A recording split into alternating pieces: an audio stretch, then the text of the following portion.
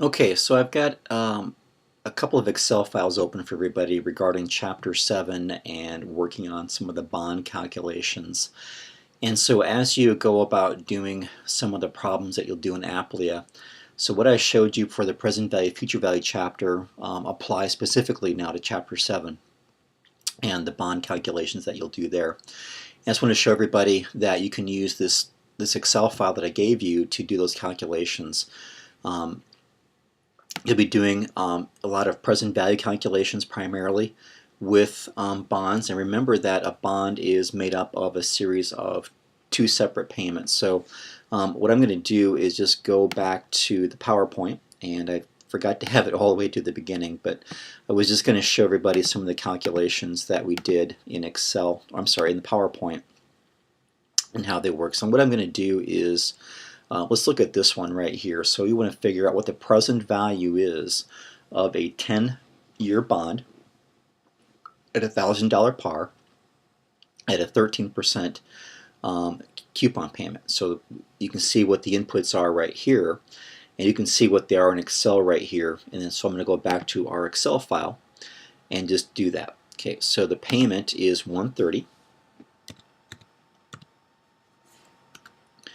and the future value is $1,000. The interest rate's 10%, and it was over 10 years. Okay, so it was 1184.34, and that's exactly what this was. It was 1184.34. Okay, so I just did what is the present value of this bond, 10 years, coupon rate of 13% for 130, market rate of interest of 10, future value of 1,000. Okay, and we can do the same thing for the discount side. Only difference is what the payment is now at 70, and the answer will be 815.66. So I can go back to here and change this to be 70, and I get the 815.66. So hopefully everybody saw this is present value of an ordinary annuity, because that's what that is. Remember, it's two series of cash flows. It's the annual interest payment and then the lump sum of 1,000 due in 10 years. Both of those are brought down to present value right here at 815.66. Okay, so it brings into present value of an annuity and present value of a lump sum. We just brought those together into one specific formula. And then I can go back to the PowerPoint, look at some other calculations that we did, find yield to maturity of a bond, and we can do the same thing for yield to maturity. We can go down and find the rate formula down here. Okay, so it was we need to calculate the interest rate with the rate formula, and so the price of the bond today is 1134.20, and the payment is 90. Okay, let's find the rate formula. So going back to here, solve for the interest rate. So down here, you can see it says rate right there. So solving for I, interest rate. And I already forgot what the numbers are, so let me go back to the PowerPoint and look at those again. So it's 1134.20.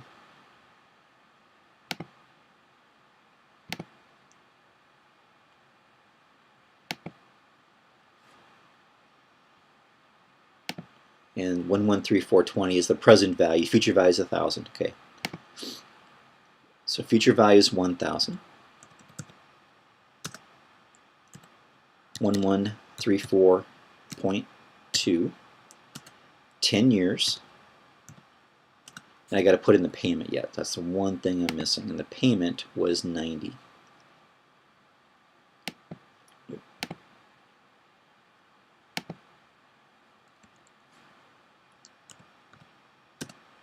And I get 708, and I should be able to go back here and see that 708 right there. Okay, so that was the rate formula. I had all my inputs. It calculates what the rate of interest is. So yield to maturity, I would use the rate formula. And then I think the last one, the yield to call would be the same thing also. And then of course, don't forget about if you're converting these things into semi-annual payments, of course your inputs will change.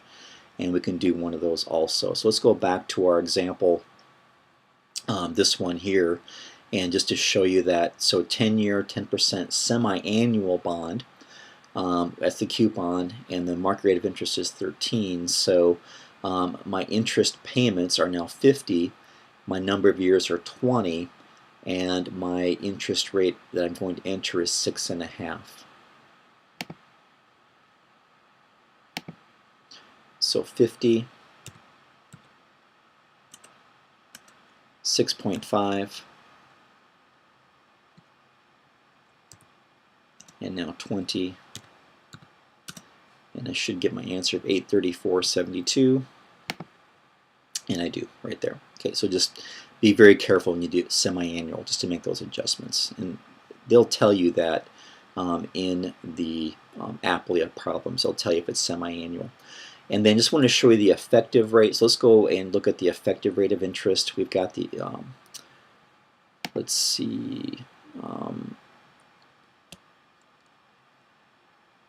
oh, I should also mention too, the rate formula. Let's look at that. So remember, when you're using the rate formula for semi-annual, you have to double the answer. So that 3,568, I have to double that. So if I was using the rate formula, coming back to here, if I'm solving for the interest rate, so what I did earlier was based on an annual interest payment, but if I made adjustments to these inputs based on semi-annual, I'd have to double the answer to get the true rate. So just FYI, just don't forget that. And then the effective rate over here, so the effective rate is the effect formula. So if I go to a 10% and just put in 1, I get 10%. So the nominal rate and the effective rate are the same when I have just one compounding. But if I do semi-annual, it becomes 10.25, which is what we showed in the PowerPoint. Wherever that was at, we showed that in the PowerPoint. Okay. All right, so that was the Excel that I gave you to work on. And so let me get that out of the way, and then I just want to show you the Excel for the textbook, the one that actually came with the book that I put out there for everybody also. So this is the one for chapter 7, and they do a lot of the same things that I did. I just organized it a little bit differently, but they kind of just go through and show you all the different inputs to calculate the price of a bond, and then they show you how to come up with the different formulas in Excel. I just gave those to you. Here's the present value input. So if you were to just on your own just build one of these, you'd get a screen like this, and then down here is the actual formula right here that's using the same input. So it's the same thing I gave you, it's just organized just a little bit different. And they just keep asking you a series of questions like that. As you go through here, you can just see how they kind of organize things. And when you look at the chapter, this is what they show you in the chapter 2.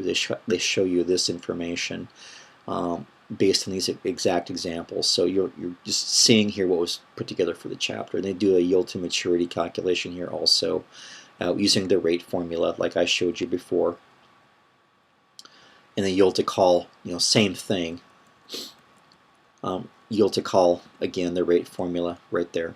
Okay, so just all things to look at and think about, and then they give you a few other examples down below.